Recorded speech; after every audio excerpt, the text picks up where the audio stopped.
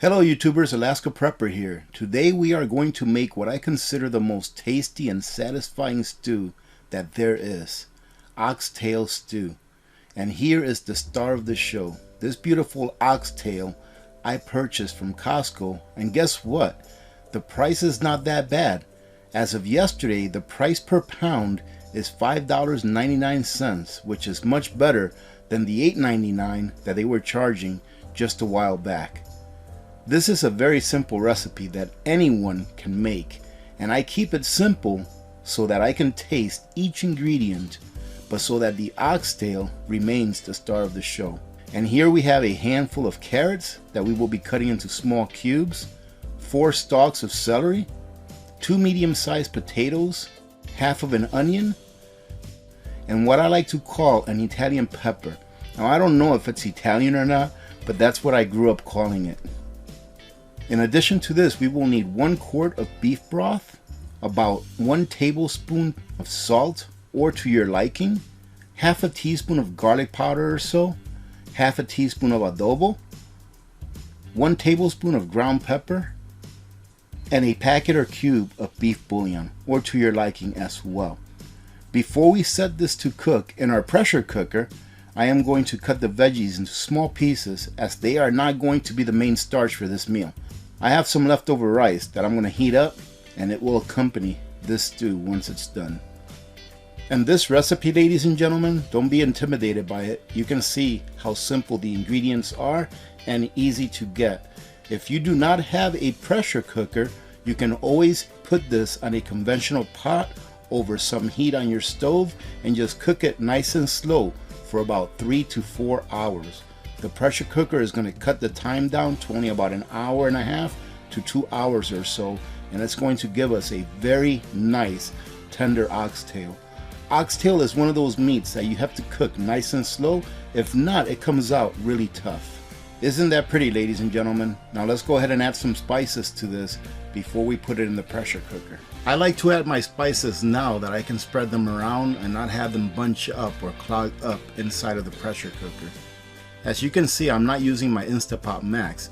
This is actually a pressure cooker that I reviewed for you all a good while back, and I really like it, especially for making stews, because it has a meat stew setting that works great. All you have to do is press the menu button, which is preset to the meat and stew setting as the first one, and then I always put it on 59 minutes of cook time. Now let's add our meat, followed by our veggies and broth, and let's put our lid on and press the start button. Now all we have to do is wait for the timer to go off. Then I always wait for the pressure cooker to naturally release the pressure prior to opening it, which can take anywhere from, I don't know, about 45 minutes to 1 hour or so. But your patience will be rewarded, ladies and gentlemen. Okay, here we go. And look at that, ladies and gentlemen, that looks pretty good. Oh yes, it's looking really nice. So now what we're going to do now is I'm going to have this with some rice, right? Some rice as a side or as a starch. That's why I didn't put so many carrots and potatoes and stuff like that in it. But I like it to be a little thicker than this. So I've already gotten about 1/2 cup of flour so that I can add some of this broth to it and then add it back in so it can give me a little bit of a thick gravy, I guess you can call it. So let's go ahead and do that now. So I'm just going to try to grab some of the broth out of there. Try not to have any carrots or any of the other vegetables that I had in there. I'm just going to go ahead and put it in there. Try to do it a little bit quick.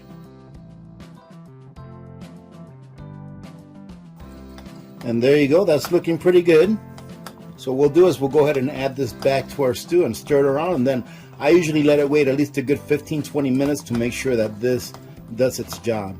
Now if any of you are wondering where I got this handheld mixer from, ask JT, because JT gifted me a couple of these, I don't know, 2 or 3 years ago. So you can see, JT, that I do use this, and my family does too on a regular basis. So let's go ahead and put that back into the stew, and then we will let it sit for a few minutes, and then we'll come back and look at it. I've already got some white rice that I made yesterday, so we're going to be heating some of that up. So I'm not going to be showing you how to make rice today. Although if you do want to learn how to make rice, I think I have like a 4 or 5 minute video showing you how to do it. And there you go. All we have to do is just mix this in there pretty good. I usually just go to the bottom, bring it up. Now this, ladies and gentlemen, is what I would call soul food. Very simple ingredients, and there used to be a time when oxtail was a very inexpensive cut of meat. No more. There's one other thing that we have to do before we cover this up for about the next 20 minutes or so, and that is give it a little bit of a taste test to see if it needs any additional seasonings or any more seasonings, better said. That's already looking really good. Well, ladies and gentlemen, that is perfect. That needs 0 additional seasonings. Let's let it sit here for a few minutes, and then I'll go ahead and dish it out, show you what it looks like. And there you have it, ladies and gentlemen. Look at that. That right there is an awesome meal, and I know that I'm going to very much enjoy it. And little Miss Alaska Prepper is going to enjoy it as well. You saw how easy it was to make this. And do you remember I told you once that if you make a big pot of rice in the beginning of the week, that it'll last you throughout the week and all you have to do is warm it up? I'm talking about just white rice.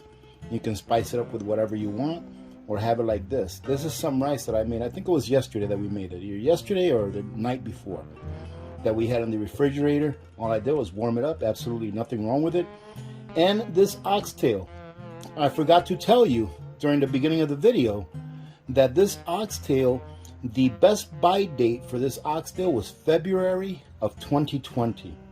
However, if you keep it frozen, right, and you put it away in a proper way, it will last, and there's absolutely nothing wrong with this. Now let me go ahead and, I have to do a little taste test, right? Now I normally like eating with a spoon, but with this you have to have a fork in order to tear away some of this meat. And it is nice and tender. And look at that. Let's give it a taste just by itself. And my goodness, ladies and gentlemen, if you've never had oxtail, go get yourselves a pack and follow these instructions. Very, very simple. As you can see, a very simple recipe, very easy to make, very filling, and very tasty. Let's go ahead and give it a little try with a piece of oxtail and some of the stew along with some of the rice. Why? Because I just want to tease you, ladies and gentlemen. Let me show you what this goodness looks like close up. Hopefully I don't make a mess. Look at that. Tell me that doesn't look delicious. I can tell you that it is delicious. And I just confirmed that it is. Definitely a must try, especially if you've never tried oxtail. I remember the first time that I cooked oxtail where little Miss Alaska Prepper was old enough to ask, what is that? And I said, it's oxtail. And she says, you mean a tail? A tail from what? And I said, from an ox. Well, like from a cow. And she says, ew, I'm not eating that. Well, one day I showed her it after it was cooked, and she tried it. Hesitantly, she tried it. Now she loves it. It is something that you have to try. Skip having pizza on a Friday night and go ahead and spend the $20 or $30 that you would on that pizza on the oxtail and the sides, because oxtail is pretty pricey now. I did notice that they went down on price a bit at Costco. They're back to $6 a pound, which is a very good price compared to what it was just a few months back. So I went ahead and replaced the pack that I used to make this, and I bought an extra pack to make sure that I have some there, because this is what I use to make little Miss Alaska Prepper's favorite meal, which I only cook once, maybe twice a year, and one of those times is for her birthday.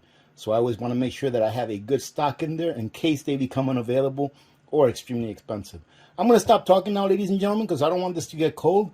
I am definitely going to enjoy this, and little Miss Alaska Prepper is going to enjoy some of it too, because I know that she's going to come in and smell what's cooking.